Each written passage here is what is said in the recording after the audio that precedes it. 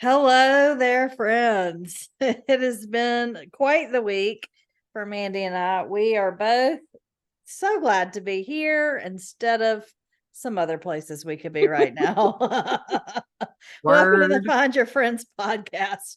I'm so glad to be found today. You just don't even know, friend. I'm glad you found me. I'm glad we're here. I'm Katie. And I'm Mandee. And we've got a great week. We've got so much. I'm telling you, I have to clean up the show notes because before I print them, because they are fun. I can't wait to see what we get into today. Mandy's got some stuff in here. I'm like, all right.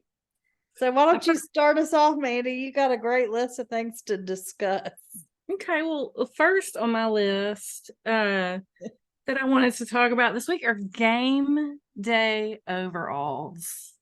And y'all, I'm just coming at you as a Vanderbilt fan who has been subjected to the god awful checkerboard orange and white overalls of the University of Tennessee for years. And I just want to tell y'all, this is not something that we should be emulating. I have since seen some black and white striped overalls coming out of Athens. I think those are the only ones I've actually seen out in the wild, but for sale, I have seen many teams. And I'm just going to say that's not something we want to do.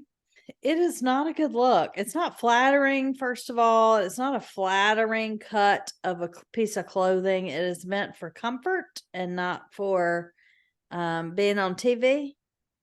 And it's not a persona, I think, that you really want to put forward for your school and or your alma mater. True. I remember, and I think this still does happen, especially at places like the Ole Miss. Like we dressed up.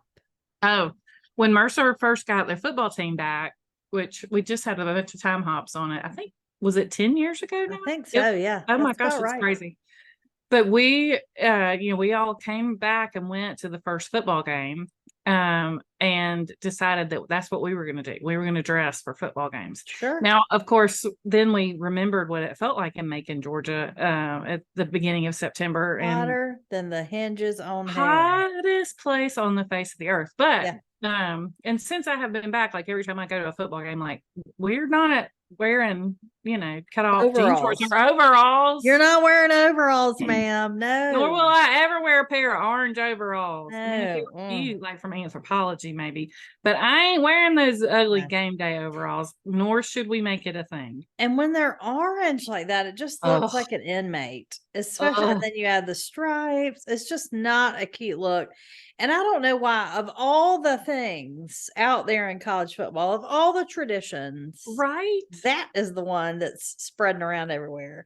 I mean, I like the Texas A&M, like kiss them every time there's a score. I would love to kiss a bunch of boys every time Auburn scored. Right. There's 1,000 things you can do. I'm sure there are even some good things about you too that people would need to emulate. Right. I don't know what they are, but I'm sure they're out there. Pick something besides those overalls, y'all. They are awful.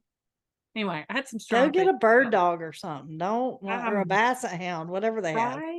Right. Yeah. So the overalls are not a cute. Yeah, I'm not feeling the overalls. And then the another lovely thing I thought we might want to talk about is this poor person. Who had diarrhea on the plane, y'all. To the point where they had to stop it. I mean, I feel really bad for all the passengers on the plane who were inconvenienced and the plane had to turn. So if y'all haven't heard, some poor soul had diarrhea walking down the aisle of the plane, all the way down the aisle. And it was so bad that they had to turn around. They were like mid-flight and had to turn around and go back because it was a biohazard.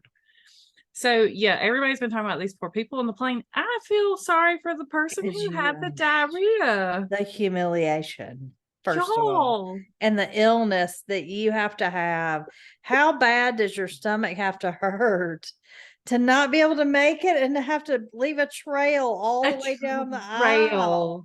A trail. Can you imagine? I would be so mortified. It would be awful. Dax Shepard talks about he tells a story in several episodes of the Armchair Expert podcast about when he went to Afghanistan and like entertain the troops with the USO. Yeah. He says he went hard at a salad bar in Fallujah. Ooh. And Bradley Cooper was with him and looked at him and was like, really, dude, you're going hard on the salad bar? And he got food poisoning on a flight from Fallujah to New York, and then also had to go on to LA from New York. And he tells a story about how the guy who was sitting on the aisle wouldn't trade seats with him. So he kept having to climb over that guy. Now, he never had an accident in the aisle, but he very well could have. And I feel sure that Dax is quite sympathetic for the poor person who pooped all the way down the aisle of the Delta jet. I was listening to Smartless, and Rose Byrne, who I adore, Bridesmaids. She's in a couple things on Apple Fit. Anyway, she's great. I love Rose Byrne. Got food poisoning mid-flight from the in-flight food between New York and LA, and spent half the flight vomiting in the latrine. I'm sorry. There is just, other than a porta potty at the end of a long day at a regatta. Yeah. I can't think of a worse place at a regatta. How bougie do I sound? I was about to say. Do I have to put my pinky up, ma'am? Yeah, yes, they have porta potties at regattas. They're not nearly as fancy as they sound. But anyway, other than that, I can't think of a worse place to have food. Food poisoning than in a plane. I just, so bad. Awful. So anyway, I just felt real bad for that person. I feel terrible for that person. And then the whole Murdaugh. Were you into the whole Murdaugh thing? Yes. Can we talk about this from I want your lawyer opinion. This is why I love that we do this, because I get your lawyer opinion on this. Clerk of the court. First of all, here's my first question. Well, do a summary and then I'll ask my question, because I have questions. So Alec Murdaugh, which is not at all how you think his name is pronounced when you see it written, but that's how he pronounces it. Alec Murdaugh was convicted of murdering his wife and his son back in the spring. And his lawyers came out yesterday and asked for that conviction to be overturned and for there to be a new trial, because they allege that the clerk of the court spoke to a couple of the jurors. And I think specifically told them not to believe what he says, that he would lie to them. I think I haven't done a deep dive, but that's sort of what my understanding of things are. So they have filed a motion to have everything overturned and a new trial to be had. So not only that, they have turned Becky Hill, that's her name, over to the F of the BI, to the feds. The clerk, she could be in the pen with him. Yeah. So what the clerk of the court, and this is where my question is, I have been in jury duty before. I knew in Bibb County very well Diane, the clerk of the court, who lived in our little neighborhood that we were just talking about. Diane was great, very professional. She was top notch. Would never have done anything remotely like this. But anytime I was ever on jury duty, she did not have access to people one-on-one. So that was my question. At what point would she have been alone with these people to say all this? Right. So, the clerk is typically an elected position, at least in Georgia and Florida. I don't know about South Carolina. And then they have a whole office. It's quite often a clerk is a woman. many, like every clerk of court I think the clerk of court down here is actually a man, but every other one I've ever That's dealt with, I because think, we're is a woman. organized and can run the world Right. better than anybody. And the office is often quite filled exclusively by women. Yeah. So it's a lot of women you're dealing with. So if I say she, that's probably why I'm saying that. But Yeah. so there are different clerks assigned to different areas, because the clerk is over everything: criminal, civil, real estate, domestic, like all of that. And so obviously employs a lot of people to help sort of fulfill those tasks. I mean, I've tried cases, I've been on jury duty. I've never in any of those situations laid eyes on the actual clerk as part of doing my job. Now, true, this is a very small town, and so I would imagine that her office is probably smaller than even Bibb County. So she might have been a little more hands-on than a typical clerk. And I could foresee a situation where, this was a big deal trial. And so she's probably going to want to be overseeing everything and making sure it's done right. And she's sort of, the clerk's office is sort of the facilitator of the jury process. Like, they send out the notices and all that sort of thing.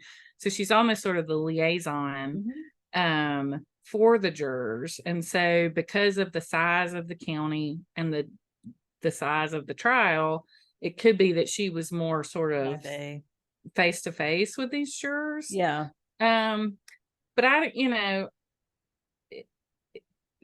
those people are so professional, and they are so careful to not step out of bounds. And I mean, like when I'm trying a case, I'm the nicest I can possibly be everywhere I go in public for like the week I'm trying a case, because you don't know where there's a juror. I don't talk about anything. Like, we zip it. Like, we don't let our clients speak at all. Like, walking out of the court, like, we're like, do not talk about it until we get back to the office.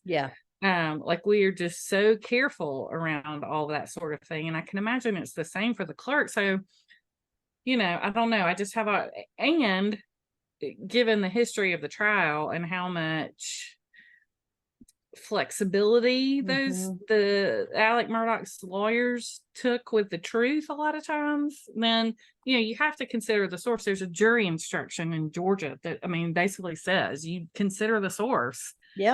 And so I think you have to look at it sort of with a skeptical eye. I was reading something that they don't have. The way they came about this information is that they kept going to the jurors' houses on the weekends and knocking on the door to try to interview them about the process. Great way to get shot in South Georgia.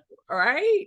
And so that they that's how they had gotten the information. But apparently, I don't know, I saw some reference to there being 3 affidavits, and that one of the affidavits wasn't even from the juror that had supposedly given them that information. It was from an employee of Harpootlian's firm who was saying what the juror had said to her. So, it just feels like, I don't know, if those allegations are true, then absolutely he deserves a new trial. Full stop. Well, I think what you said really resonated, that, even with in my limited knowledge and what I had to do in Bibb County, I was called for a capital murder trial. Don't be jealous. Twice. Yeah, twice. I wasn't picked for either jury, but one of them was out of Savannah, and they were coming up to Macon to get the jury out of Bibb County. And the other one, I was in college. That's a great story. I'll tell that story on here sometime. But that is the only time I ever saw Diane in her work setting, was like a high profile. And even then she was like up front, she was not with us individually. We were always in a big group. She never spoke anything but instructions. Right. And Right. that was what well, and those lawyers, if you're my only thought was she was victimized by Alec Murdaugh for so long that she was gonna do anything in her power to get him to go to prison because he's a And crazy. that might be true, that But might be true. I hope not. I hope She it's has, just she has written a book. oh, She wrote a book and got it published. So I mean, she has, maybe made that's some why he's money off of mad. this. Yeah, I don't know. So she could be suspect as well. It is just fascinating to me. This case, I mean, Fascinating. golly, so sad. First of all, you kill your own kid. That's a whole nother level of wacko. Mm-hmm. So sad. it's just the worst. Yeah. Yeah. The worst. Okay, and then I'll wrap up my segment on a happier note. Yeah, thank you for explaining that though. I always love your Yeah. perspective on those kind of things. Absolutely. We'll keep I our save eye up on all my questions for the podcast. So okay, so our baseball player of the week. Are we ready? This one feels like someone's like everybody knows. I feel like most of our listeners are probably in Braves country. And so of course we all know Ronald Acuna Jr. Love him. Gosh, But I love him. listen, the week he had, it just has to be Ronald Acuna Jr. So in our last episode, we talked about the men who had jumped out and ran onto the field trying to get a selfie with him. And that Kevin Pillar said they looked like they had seen the Venezuelan Jesus. So that was like we recorded on Wednesday. So that had probably happened Tuesday night. Yeah, Monday or Tuesday night, I don't remember.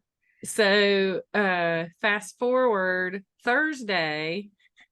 So Wednesday night, they flew from Colorado to LA. Thursday morning, Ronald married his longtime girlfriend. Love it. Her visa was about to expire. And so he didn't, which meant she would have to leave, take their kids, and be gone for 3 months. And he didn't want that to happen. He wanted them to be here. And they were planning on getting married in the off season. So he apparently called his manager and said, "Hey, can you arrange a wedding for us Thursday morning?" And they look so cute and so happy. Cute. Yeah. So they got married Thursday morning, and then Thursday night they go and play in the Dodgers, which was a huge game because they're like the top two teams in the NL. And we have a very hard time beating the Dodgers at home. Like we hadn't won a season series with the Dodgers in 10 years. And it was going to be the Mookie, our buddy Mookie, best friend of Francesca, the baby Francesca. In fact, I think Francesca must have been a good luck charm for Mookie, because shortly after Francesca Mookie was born, Mookie went off. The month of August, he was insane. He had like 51 hits in the month, batting 450, like just killing it. He went off. So that had really hyped up the MVP talk. Was it really going to be Acuna, who had been deemed to have a lock on it all season, or was Mookie overtaken? And when they were going in to start this series, like Mookie had sort of in Vegas, Mookie was like the bet to beat Acuna. So there was all this hype about this game. Well, honey, Acuna comes in, and I think it was his second at bat, hits a grand slam. Thank you very much. How you doing? Proceeded to just continue to go off. He hit I think it was the third farthest ball home run ever hit since StatCast started. It may have been fourth, but like since StatCast started, he showed up. Mookie was like tit for tat that first night. He hit 2 home runs as well. But then he went 0 for 7 the next 2 games, came back and did well in the 4th game. But the Braves took 3 out of 4. They won the series. They have now won the season series with the Dodgers for the first time in 10 years. Love it. Like, it was a statement. And it really and truly, part of why Mookie was above Ronald in the MVP is because there's this stat called WAR, which is wins above replacement.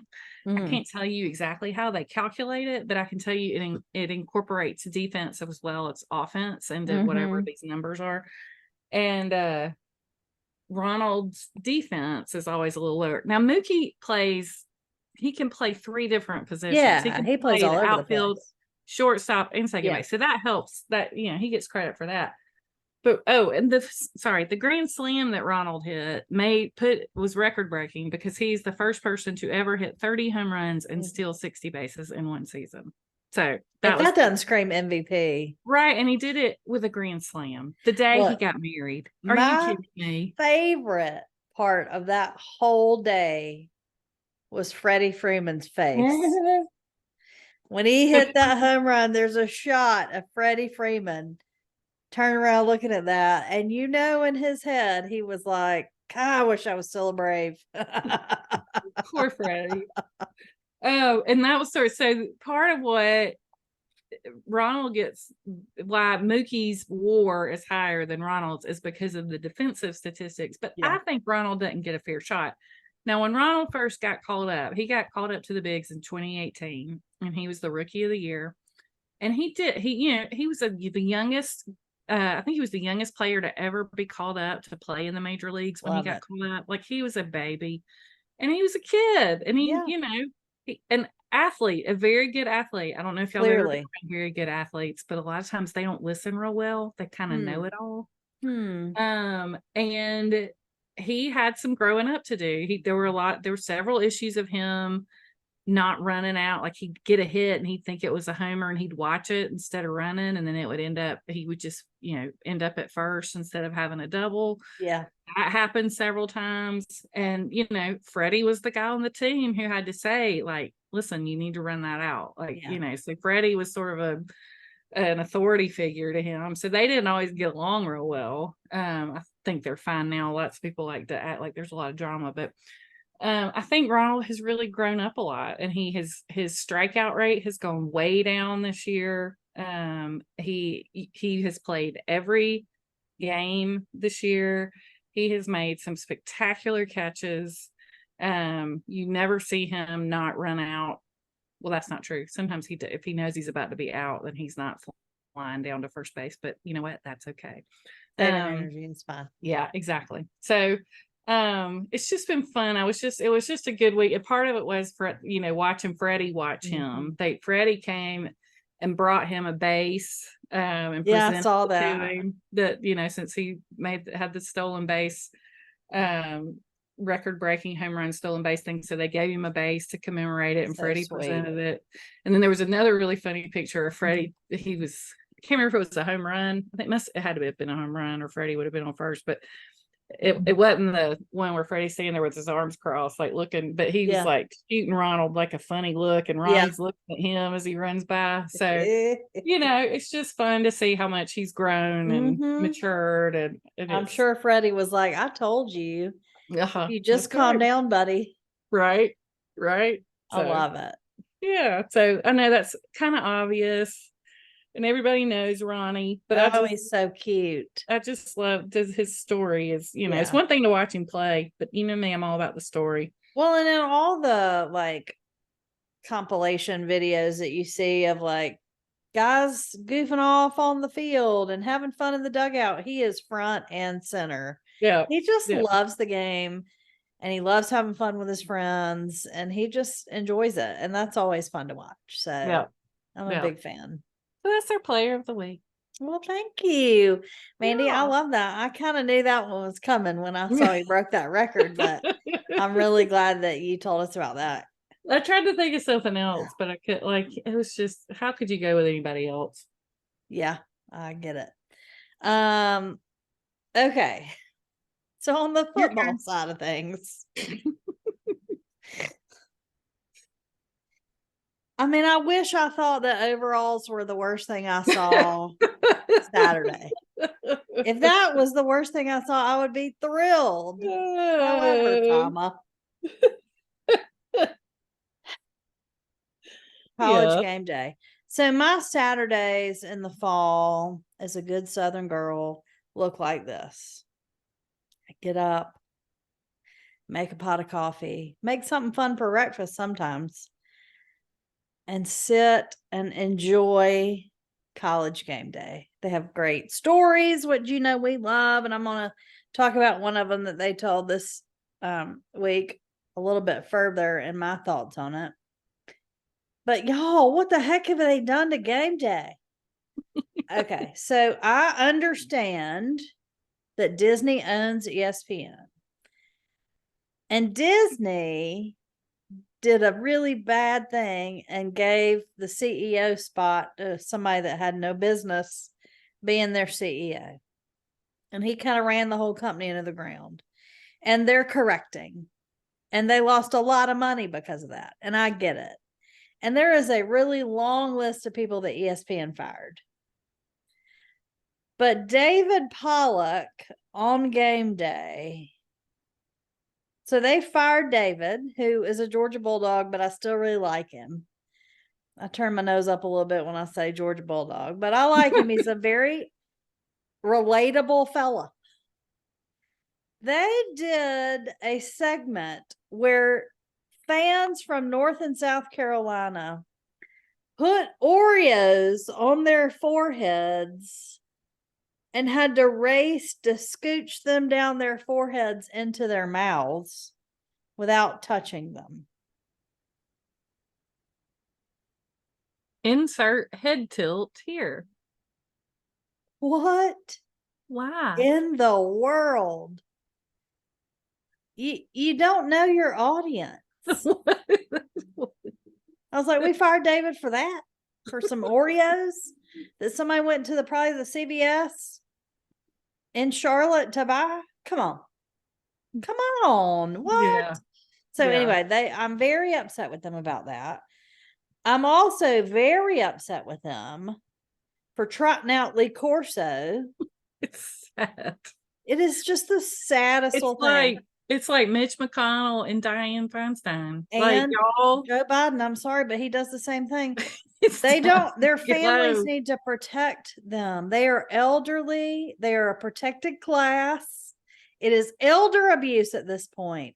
The man cannot form 3 words in a row, much less a sentence. It's sad. It really is sad. And I love Lee Corso. I love him. Let him come out at the very end and put something on his head, but don't trot him out the whole. He does. He hadn't. I mean, it's been. I didn't watch Game Day, but I even years ago when I did religiously get up and watch Game Day every Saturday, he was already it was already uncomfortable. Well, it's not gotten better. Yeah. God, I can imagine that it has. And I feel that way about all the old people. I think, I've said the same thing about Mitch McConnell. Somebody call 911 next time that man freezes. Right. That is a medical emergency. Right. And, I felt that way about Vern. They finally got him to retire. He didn't even know what team he was looking at half the time. I mean, Vern. So, it's time. It's time. Let Lee, even let him just stay at home like they did during the pandemic. Right. That's what I was going to say. And let his little grandson come on there and hand him the headgear. Right. It'll be precious. Right. Yeah, right. That'd be great. You fired David Pollock. Yeah. Who's younger than us. Yeah. And let's not even talk about Pat McAfee. I like him to a point. And I realize he's their new golden child that's going to save ESPN, but jeez Louise. Woo. All right. So after that, then I switched over to Fox to watch one of the best games I've seen in a very long time, Colorado TCU. Well, let me tell you what, Fox, I need you to get Canva and I need you to get the Elite Executive version because your graphics look like a 5-year-old scribbled the names with a crayon. Oh no. It is hilariously painful to watch. They're so busy that it's distracting and they literally look like a 5-year-old did it. Is it the TikTok era that's taken over? The Oreos and the graphics? Is that what it is? Have we just lost all sense of... I don't know what game is on Fox this week, but you don't have to watch the whole game. Just turn it on and look at the graphics and you will understand. I was like, what have we done? But that was one of the best games I've watched in a long time. It was real close. We talk about a story. I love a story. I heard today. Neon. Neon Dion was on probably the Pat McAfee show talking about his son who went to a clinic with the guy that is now the TCU defensive or offensive coordinator. And the guy wouldn't even barely look at him or talk to him. He ignored him the whole clinic. And he said, "We remember." And they came out and they remembered. They did remember. They remembered right up and down the field, right over that guy. Right. They remembered. I saw they were both wearing the same cleats that he wore when he played. That was nice. Very sweet. I'm all in on Coach Prime. I picked Colorado in my little pools, so I'm glad I did. Well, good job. Yep. Yep. My color-coded spreadsheets and everything. Oh, good. Yeah. But yeah, I need y'all to go watch Fox for like 5 seconds and look at their graphics and just laugh. Okay. Hilarious. We'll do. The one story that really just caught my attention Saturday was about the May boys, MAYE. They're this big UNC family, and of course, Drake May is the current quarterback at UNC, and they beat the stew out of South Carolina. But they did a story about the whole family, and y'all, this mama, I don't know how she survived this household. But these boys are gigantic men, all of them. I mean, they had to have destroyed the house. I don't know how she kept her sanity. But she's got the oldest, Luke May, who's like this UNC basketball star. They won the national championship his senior year. And there's this famous shot that he took that's all over the internet. I didn't know it was Luke May, but it's Luke May. And then Bo May is the next brother. By the way, these names are so Southern that they're just the best. Talk about names. Bo May, Beau, by the way, like Beauregard. Bo May was a walk-on basketball player after his brother. They may have been on the same team that senior year. Cole May defected and went south and played baseball at Florida the year they won the national championship. And now Drake May is this really good. He played a great game at UNC and beat the stew out of South Carolina. Could you imagine growing up in that house and what it was like? Think of how much food she had to buy. Seriously, that woman deserves sainthood. She does. Every Mother's Day better be this ginormous celebration. Right. That she survived it and didn't kill them. The laundry. Yes. The food. The holes in the wall. The holes in the wall. The tennis shoes everywhere. Oh my gosh. Yeah. No. That woman. And that's all I kept thinking. The story was about the boys went out and played golf and they showed how competitive they are. And I'm sure they are. But like the whole time I kept going, what about their mama? What about their mama? By the way, it's Luke, Bo, Cole, and Drake. You say them all together. There you go. That just cracked me up too. Thought this sounds like a really good like frat house. I was thinking if we had ever had a soap opera that was set in like Charleston. There we go. Yep. Especially that Bo, Beau, Bo. Drake's a real good soap opera. And they're all cute as a button. Well, of course they are, Katie. I mean, cute as a button. It was so funny too. They were like, and then that Cole, he went down to Florida.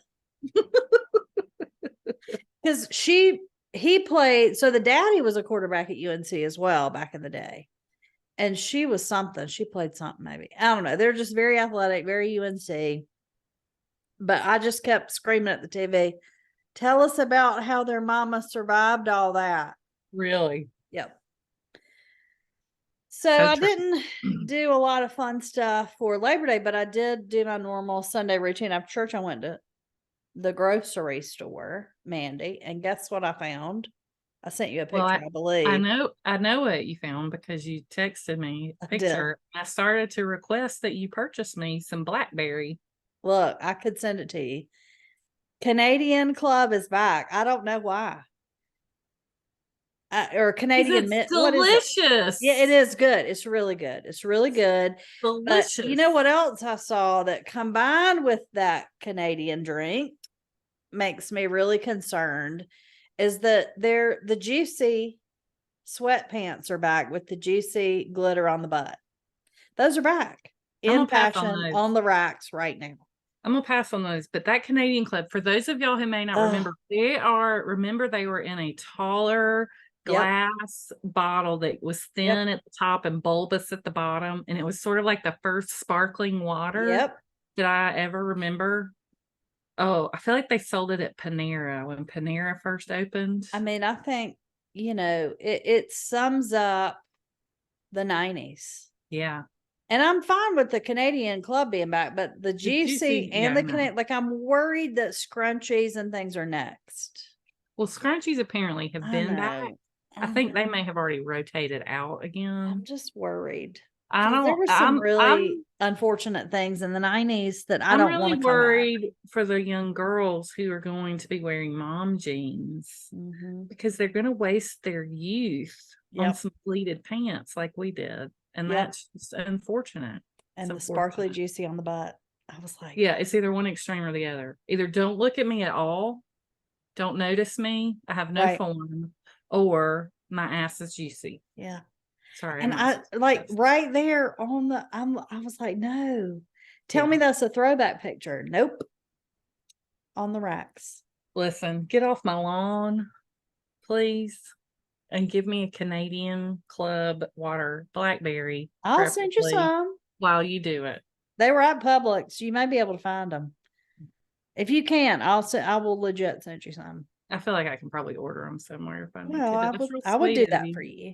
I know you would. But I mean, there's some things in the 90s I would love to come back. I would love to not have cell phones everywhere that recorded everything. Or listen, I think that should bring back a pager. Bring back a pager. Sorry, I couldn't call you back. I wasn't near a phone. Friendly? Is this hotel pager friendly? Bring it back. Bring back a bag phone. Heck, I had a bag phone. Right? Yeah. I'd be fine with that. The Juicy Shorts and Canadian Club are back. Okay. Woohoo. Well, all right, are we ready to talk about my favorites? I cannot wait to hear about your favorites because some of these things I have no idea what you're talking about. So I can't wait to hear what is going on the fourth line. But I am so excited about the rest of them too. And the first one makes me so happy. I do it all the time.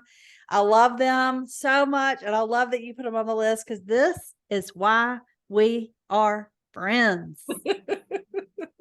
Okay, so the first one is slow roasted tomatoes. The best. So I do them anytime. So when you buy, we all buy all the produce every week that then rots, right? Yep. The good news is that pint of cherry tomatoes that is going bad and leaking out of the bottom of the container. Throw out the leaky ones, but in that container are some that are not leaky. And all you have to do is throw them on a sheet pan, drizzle them with a good bit of olive oil. I use a good bit of olive oil. And then some dried oregano or basil or whatever, couple of garlic cloves if you have them. If you don't worry about it. Put them in your oven on like 250 for hours. Walk away, leave it. It's fine. They will eventually, get sort of wrinkly. But it just concentrates that tomato flavor. So then when they're done, you literally just pour the olive oil, everything into your little jar. I mean, I keep at least one little mason jar full of roasted tomatoes. Put enough olive oil in the jar with them to cover them. And then you put them in the fridge and they will last for months. So I'm going to need you to write down instructions. Okay. Because I'm going to do that today and then I'll put them in the show notes too. Okay. I know it's not hard, but I'm blonde-headed. Well, whatever. And I will skip a step. I was supposed to add XYZ. But that's the beauty of it. It doesn't matter if you forget to add XYZ because they're still good. But I'll do that. And then what do you do with them? You may ask. Here's what I do. The next time you're at Trader Joe's, or if you don't have a Trader Joe's like me, perhaps your grocery store sells frozen naan. Trader Joe's has the roasted garlic frozen naan. Get you a pack of that. Here I am trying not to eat bread. Now I got to go back to Trader Joe's and get naan. Put it in your toaster oven. With those, if you're pulling the tomatoes out of the refrigerator, go ahead and put them on while you're toasting your naan. And then pull it out. Get you some burrata or some mozzarella or some ricotta, whatever strikes your fancy. Put that on top. A little fresh basil if you want to. You don't have to do any of that. There you go. That's one thing I do with them. If you're making, a lot of times I'll make like really good grits and mix in some of those slow roasted tomatoes with them. Shut the front door. Some greens in there with that if you want to. Some bacon. Put you a fried egg or a poached egg on top. That's a lovely weekend breakfast. Or you can have it with like a side of shrimp or fish if you're doing that. That's really nice. Scrambled eggs, just regular old scrambled eggs. Throw them in there. You can put them on a salad. Listen. But I ate a lot of chicken on this new food journey that I'm on. Just put them on over your chicken. Yep. Add some mozzarella or some whatever. They're also really, really good with goat cheese. Like just get a baguette and some goat cheese and those tomatoes. Or cucumbers. You could do that with a cucumber. Yes. If you're trying to be good. Yes, Katie. Yes. I'm trying. Look, I'm trying. It's hard. You started this after I had finished Whole30. So now I'm like, give me all the bread. Yeah. I love that. Yeah. So I took them actually when I went to St. Simon's in January. I took some with me because I knew Birch was going to be having some people over before we went to the oyster roast. And everybody was like, oh my God, what did you? I'm like, y'all, this is so easy. Are you kidding? So I love that. A great little hostess gift. Yep. Love it. Christmas and gift. At Christmas time, you put them out with that goat cheese and just like pour them over your goat cheese and then sprinkle some basil over them and you have a red and green appetizer. That was so easy. Love. Listen, so had to add those in there. Slow roasted tomatoes. The next two things are television related because I've been sick, so I've been watching a lot of TV. The Untold documentaries on Netflix. So the first one I watched was the oh gosh, what's that kid's name from Notre Dame that faked his girlfriend? Oh yeah, Manti talking and I'll Google it. Okay, so the first one I watched was about him, and it was really good. It was really good. Yeah. And so since then, I have watched a couple more. Did they do the Johnny Manziel one? Yes. Or was that okay? That was Johnny so Manziel, good. Which was good. I would have liked for that one to go on longer, like extend further in his life. I would like to know more about what he's doing now. I'm not sure they could because I'm not sure he's still. I think really the opening scene shows you what he's doing. Yeah. So, but they're mostly sports. Are they all a lot of weed related? Yeah, he is smoking a lot of weed. Yes. Yes. I think they're all sports related. Really different, like sailing. Some of them, I mean, it's not all like typical Southern football. So the one I was most recently watching it's called Hall of Shame, and it's about the Balco. Yes. So they have the guy who started Balco. Yes. And they interview a guy who set the world record. He was a world record sprinter and he won the gold medal. Can't remember if it was in Athens or in 2004. Anyway. Manti, by the way. Manti.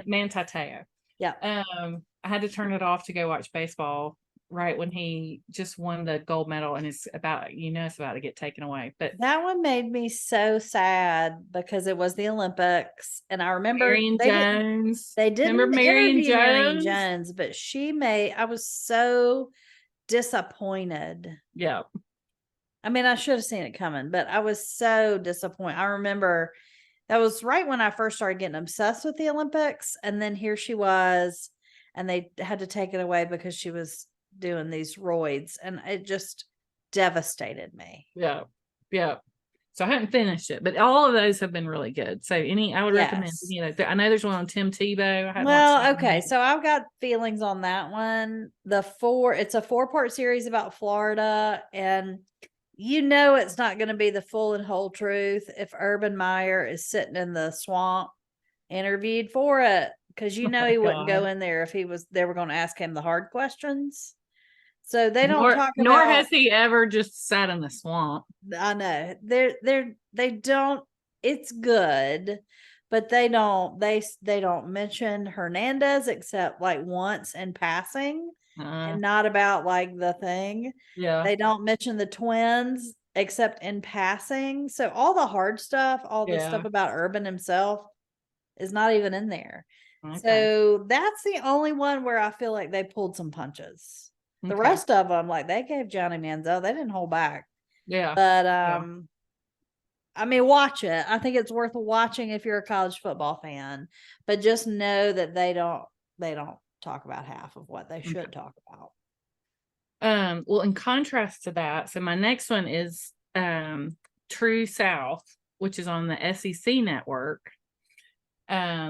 It is hosted and produced and was created by John T. Edge, who I love. John T. grew up in Jones County, Georgia, but he ended up in Oxford at Ole Miss. Yeah. He was in, and I think this is right. He was in the very first Southern Studies major class. So the year they created that major, because my friend Burch's husband Jim was in that same class with John T. And so the Southern Studies major is just that. It's a study of the South. Mm-hmm. And you can kind of take that degree and run with it in lots of different ways. John T took it, and Jim's always like, man, I just became a lawyer. Look at what John T did. John T has done very well with that degree. So John T's written several books, but he started the Southern Foodways Alliance, I adore. So it started when he was there as a project where he went around Mississippi interviewing people who did like sort of traditional food. So like in Mississippi, they have a lot of tamales. Mm-hmm. So he went and interviewed all these people to find out how they started, how this tradition started, how they learned to do it, that sort of thing. And so that's sort of how that was the kernel that started. But now it's like they have a symposium in Oxford every October where they invite people in.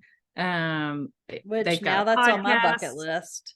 Oh yeah. Listen, they've got a podcast called Gravy, which is great. They used to have this glorious app where it would follow you. Like the first time I ever drove the Natchez Trace Parkway, I would pull up that app and it would show you on a map what was close to you food wise.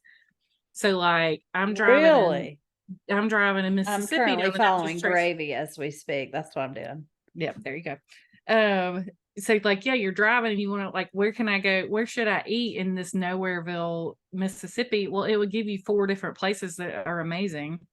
I wish I'd had that when I was traveling the country doing lizard business. Yeah. I mean, it was great, but it's defunct. It doesn't no longer. Somebody needs to ignite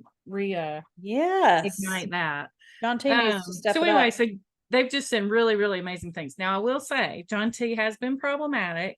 And I think he has announced his resignation as the director of the alliance, like coming up. He's still going to be involved, but part of the criticism of him has been, yes, he has highlighted a lot of traditional Black purveyors and servers and restaurant owners and, great people, but he has never had any people of color and I don't think any women who have actually been on the board, like really, I volunteer as tribute, right? So I will say now, and he, he acknowledged that and admitted that and has worked on that to his credit. But just to be fair, there is a lot of criticism of him out there because of that. And I did find it so True South is a show he does with my boyfriend Wright Thompson. If you're not familiar with Wright Thompson, I would encourage you to Google him and read everything he has ever written. He is glorious. He is one of my favorite writers in the world. Okay. I know who he is, but I have not read every word he's ever written. So I'll add that to my list. Should get on that because it's all fabulous. His essay about the masters and his father will make you cry big old alligator tears. Where does he write? Does he write in Garden and Gun? He may have. He is employed most often by ESPN. Like I think he's an ESPN writer. Okay, that's where I've seen him around. Yeah. He's done a couple of podcasts too, which are really good. So Google Wright Thompson and follow all his podcasts. He is my boyfriend. I'm gonna add that on here because I want to make sure I put it in the show notes, ma'am. Yes. He doesn't know he's my boyfriend, and he's also happily married to a woman who appears to be quite lovely named Sonia, and they have 2 of the most adorable children. I assume it's WRIGHT, right? You are correct. Okay. He narrated when Jason Isbell released his latest album, Wright narrated like the trailer. Okay. I mean, like, could he check more of my boxes? No, he could not. He wrote a book most recently called Pappy Land, which is about bourbon in Kentucky and which family business. I love a bourbon. Listen, Wright Thompson is my boyfriend. Okay. So anyway, he and John T both live in Oxford. They're neighbors. We could adopt him as brothers. So they came up with the show idea, True South. It airs on the SEC network. I need to record it. You do. That's been, I haven't seen every episode of it because of that. Like it's so like, obscure. Right. I have subscribed to ESPN Plus, so I've been like catching up on them. Y'all, they are so good. The idea is they pick 4 restaurants to go to every episode. In the same sort of area, the same town, or the same area or whatever. But they go to places like, I was watching one last night. They were in, I think it's Hodgenville, Kentucky, which is where Abraham Lincoln grew up.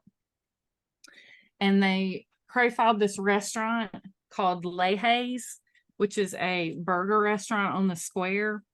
And the focus of the story was Miss May Owens, who has worked the griddle at Leahy's for 40 years. And when I tell y'all, and I don't know if this will resonate with anybody else, but my nanny used to hold an onion in her hand, and she would use a little paring knife to peel the onion and then hold that onion in her hand and chop it with that paring knife. That's how she cut an onion. That's how I cut an onion until I started watching the Food Network. But it had not occurred to me. Hey, Jenny. Oh, it had not occurred to me. Like I had forgotten that. And I remember when she started getting arthritis in her hands, she couldn't hold it. And so I bought her a cutting board and a big chef's knife. So and you should cut it here. Here's how Emerald cuts an onion. You can cut an onion like Emerald. But I had forgotten about that until I watched this May Owens. You wept. I was like, oh my gosh. And it's just so I love that. And then the Memphis episode like focuses on this one neighborhood in Memphis and how, the plot. I'm getting my remote. This single family, you're gonna love it. I can't believe we hadn't talked about it before now. It focuses on how, like, you drive through a neighborhood and it's full of the tiny little houses, little shotgun houses all in a row. Yes. And the history behind that is that's how the slave quarters were built. And so, so it's the theory is about food. Yeah. But it's really telling these amazing, amazing stories of these people. And the one I was just watching was, I think in Brownsville, Tennessee, home of Tina Turner. And it was focused on this man who has a catfish restaurant and how all of his catfish comes from the lake just down the road. It's never frozen. He would never have farmed catfish in his restaurant. He doesn't believe in that. And during the pandemic, when ground beef went through the roof and the price of pork went through the roof, he did not change his prices on his catfish because he feels like it is his duty to be able to feed these people. And that some people who don't have teeth, because, you know, this is a poor area of the world, he makes sure that they have the cut of the catfish that is softest, that they have that available to them at a, I mean, y'all. Record series, True South. And all episodes. The music. So that one of I was watching the most recent one last night, and it was, so my boyfriend Wright doesn't appear on camera in all of them. He does come on in his voice. John T's a little bit of a try hard. Yeah. Now, and I'll take a try hard over a try not at all any day of the week. So I don't mean to be knocking try hards. But Wright is just cool. It's so I know who you're talking about. I really do love him. If you watch Aaron and Ben Napier, Wright was on Ben's show, and they made a writing desk for Ole Miss together. That's where I met the face of Wright. Yeah. And I remember thinking, gosh, I wish he was single. He is right up my alley. But then they showed his wife, who's beautiful, and I can't compete with that. And he's already married, and I'm not going to do that. Right. So I don't want him. That's why I think we should adopt him as a brother. Yeah, that'd be fun too. That'd be fun. His voice, he's just got love that voice. Oh my God. But anyway. Go find that episode though. You'll love it. Okay, I will. But anyway, it just, the music. So the most recent episode that they put out was sort of like a behind the scenes of the whole season. Yeah. And lots of Drew Holcomb music in that episode. But for every episode, and you'll see, like, if you follow them on Instagram or Twitter or whatever, they like they did an episode in Dublin, Georgia. And they're like, I need some music recommendations for a Dublin episode. And so, you know, people send in either local artists or songs that have to do with the area. So the music in it's just incredible too. I know John T has been in Macon. I mean, the barbecue with Fresh Air, like they Fresh Air and Finchers and all that. And I know he's done H&H. Okay, so my dream before I left Maconga was to do to curate a supper club. And maybe when we get real famous with this, we can do like a traveling, like pop up, like find a local writer or poet to do a reading, musician to do the music, chef to do the food, and then you come and sit at communal tables and have good conversation and good food and make new friends. And I mean, I think that and do it in a fun, weird, different location. Have you ever heard of Outstanding in the Field? I have not. So I've heard of in Macon they do something on the lawn back at the children's home, and that's always kind of the same thing. That's fun. So Outstanding in the Field, you may remember several years ago, I posted a really cool picture in front of a giant oyster tower bed. So that was an Outstanding in the Field dinner. They go all over the world now, used to all over the country. So I went to a dinner at an oyster house in Apalachicola. Typically they do them in a field, you know, like at a farm, but it's, you know, a local chef prepares local food. They bring in local beer and or wine, you know, whatever. So like that, but it's, you know, in fun, really cool locations.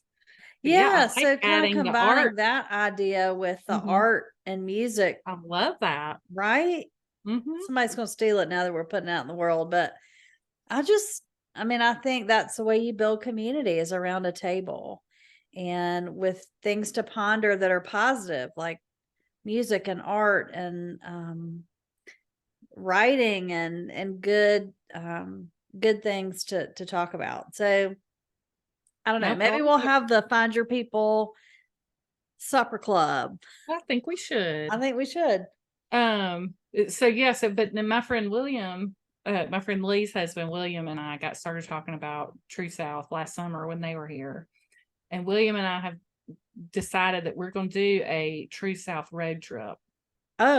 Hit all these places, not all of them. We can't hit all of them, but we can rotate designated drivers. It's gonna be so good. I can't wait for you to watch it. I can't wait. I've seen maybe an episode or two like long time ago, but I'm really glad that you've turned me back onto this.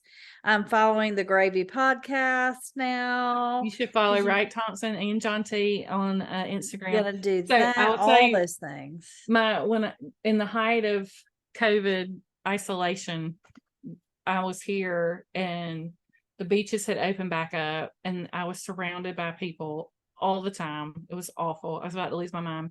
Yeah. And my friends, Kevin and Mary Margaret, own a condo in Oxford. And Mary Margaret finally texted me. She said, go to Oxford. It's the summer. There's nobody there. You can stay in the condo. You can get out of your condo, get away from people, like go to Oxford. And I was like, done. Yeah. So I drove to Oxford, spent a glorious week in their condo on the square. I may or may not have driven around stalking John T and Wright, trying to figure out where they live. I know I found John T. I'm not gonna say out loud that I think that's probably 100% true. It is. I found John T's house, but they were at one of the episodes I was just watching. They were talking about how John T lives south of the square and Wright lives north of the square. So the house I had picked out as being Wright's was not Wright's, but I did find John T's house. There we go. And in fact, he was like me over at Amelia finding. It's pretty obvious because it's gigantic. What's the writer? The Southern writer. He's from Mississippi. Oh my gosh, my mind just went blank. John Grisham has a house on Amelia, and it's pretty easy to pick out. It's gigantic. He makes a lot of money. Yeah. So yeah. Anywho, add that to you're gonna love it. Oh my gosh, I'm so excited because you know what I wanted to do. I wanted to do the chef's table, but those are expensive restaurants. But they did some in the South, and I've been to one of them. I went to Husk when he still owned it. We just had brunch at his new place in Nashville. Audrey, I'm so jealous. God, don't make me mad at you. I did eat a $17 slice of tomato. Look. That was a little ridiculous. It is, but look, but it was a real tomato. Yeah. I want to go to the Gray in Savannah so bad. I would be down for that. But those are all my friend Nancy would be down for that too. Expensive, like she lives in Savannah. Listen, I'll spend money at a restaurant. But some of these are like the chef's table ones are all over the world, and I'm that. Look. Do you not know this about me? One of us has to win the lottery to afford travel to and from some of these places. Well, listen, if all we're going to do is travel and eat, like that's all I want to do in life. That's why I work. Forget this ministry stuff. I'm not worried about retirement. I can just write books from the road about Jesus. I live in my car with my dogs. But the True South thing is very doable, and I'm here for let's do it. Let's do that. I'm gonna catch up on episodes. Me too. I'm gonna keep watching. Yep. And so because it's recording every episode, not just the new ones, so I'm gonna get all of them and catch up with you. With the Grave. This has been great. You still have one more though. I do have one more. I'm so excited about it. My very favorite thing ever is tomorrow is William Caldwell's 18th birthday. I can't believe it. Me either. 18 years ago, my sister and I were at a Chick-fil-A in, I can't remember which mall in Nashville, because she got obsessed with returning everything that she had received that had any sort of cartoon character on it. She did not want her child wearing any of that. I don't know why that was her obsession. And we had to get it all returned before he was born. And we stopped at Chick-fil-A for lunch, and she ate 2 Chick-fil-A sandwiches.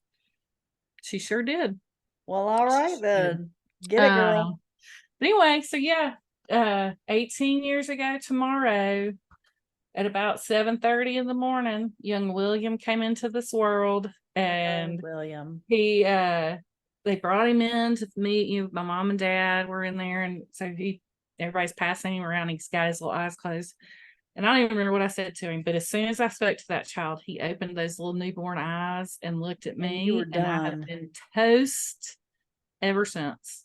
But I will Done. say he is a very good kid. Yeah. I'm very proud of what a kind, Mhm. empathetic human being he is. And he is living his best life, and I love to see it. And nothing makes me happier than his existence in this world. So happy birthday, Happy William birthday, Caldwell. Wilbur. I love it. I've seen him on the Zoom one time and gotten to talk to him, but I live vicariously through you on your trips. And so I feel like I know him. I feel like I know when he rows and does big things and Going to all kinds of other Cleveland. things in his life I know about. That Yes, you do. I have the same. I have a nephew and 3 nieces, and I adore that boy.